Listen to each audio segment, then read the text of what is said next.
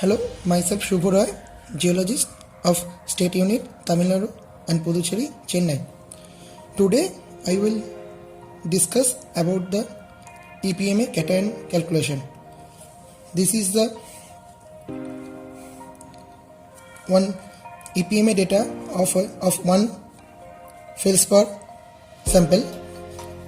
Here from EPMA data we have to calculate the cation of feldspar from this oxide data obtained from the EPMA study. We know that feldspar has 5 numbers of cation and 8 numbers of oxygen in its structural formula. So we have to calculate the cation on the basis of 8 oxygen. From the EPMA data we can see that they have given that SiO2, TiO, Al2O3, FeO, MnO, MgO, CO, Na2O, K2O. Molecular weight I have taken from the Dewey-Huisman book, and the weight percentage had given from EPMA study. Now we have to calculate what is the type of this feldspar, what is albite or anorthite or another thing. So we have to calculate the cationic formula of this feldspar. Now first of all, this fourth column, molar proportion of oxide. How we get the molar proportion? We have to divide the weight percentage by molecular weight, because we know weight by molecular weight give the mole. So we get molar proportion. Now we have to divide it 64.48 by 60.085. You can use calculator. I have already calculated, so I put the value like that. Third column you divide it by second column to get the molar proportion of the oxide. Now one by one I put the value, because I have already calculated. You people should calculate using calculator or another thing, or using your mobile, and you should take that value up to 4th digit by rounding of the value, because it will give you the less erroneous result.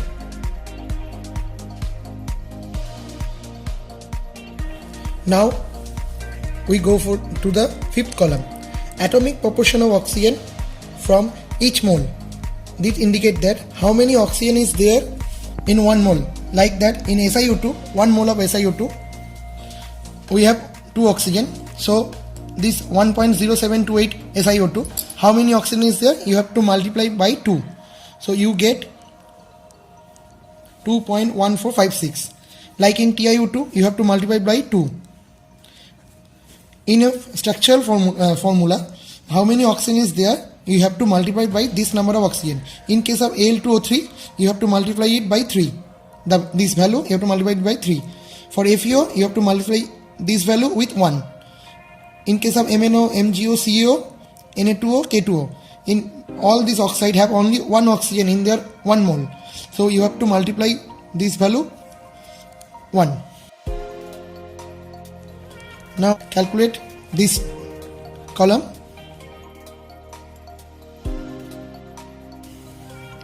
Now this column we already calculated. Now you have to sum of this column. The sum of this column is 2.8761. These are the total oxygen proportion, atomic proportion of oxygen in total. Now we have to calculate the formula on 8 oxygen basis. So we have to calculate normalized factor. How we get normalized factor? 8 divided by this value, this total sum value of atomic proportion. Use it, and 8, because we calculate the total formula on the basis of 8 oxygen, 8 divided by 2.8761, and you have to take up to 4th digit rounding off. This is the total normalized factor. Now using this normalized factor, in this 6th column you have to multiply this 4th column, all the value multiply with this normalized factor. Now I have already calculated, so I put the value and you should take the 4-digit data because it will give the less erroneous result.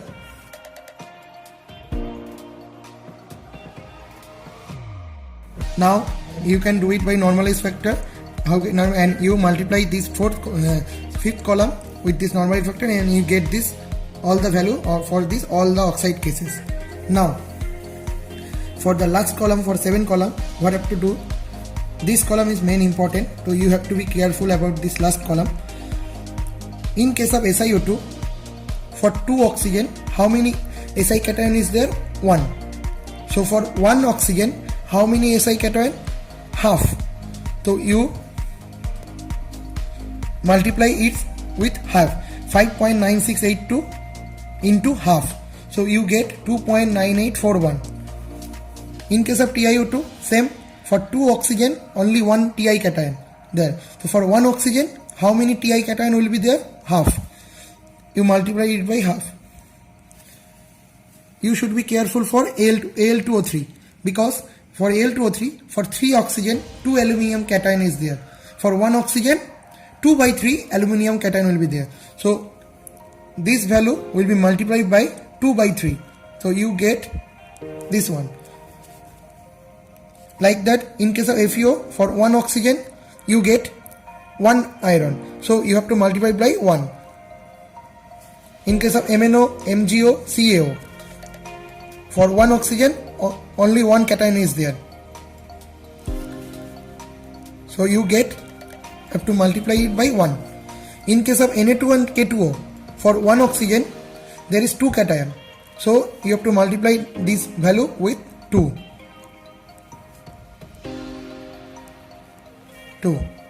And then you have to add this total value, cation value, and you will get like this. And you have to be careful that feldspar has 5 cation in its structure, so this value should be near 5, not less than 5. This should be near 5, or after point digit should be 0 or 10 will be available, because it should be 5, because if it is less than 5, so something wrong in this calculation, so you must be careful. Now you can write the formula, because CaNa in this calculation, Si is there, Al is there, CaNa Ka is there. Now we all know CaNa Ka. Now in case of Ca, 0.015 you have to write there. Then in case of Na, 0.044. In case of K2O, 0.9526, because we know in this portion total cation value should be 1. Then Al, here Al is 1.0121. Then Si is 2.9841 and oxygen is 8. So here total formula is like that. This is alkali feldspar. Here potassium portion is high, so it is near orthoclase feldspar. Less proportion of calcium and sodium is there. It is orthoclase feldspar. And now Ca is, if you want to calculate and plot in the feldspar diagram, then Ca value is Na and K. Now you should get this X like addition of this 4 into 100, 1.5, like that. This is for anorthite. Na, you should calculate like that, same way. Put the value of Na and this total value into 100, you get 4.35. This is for albite, and for K,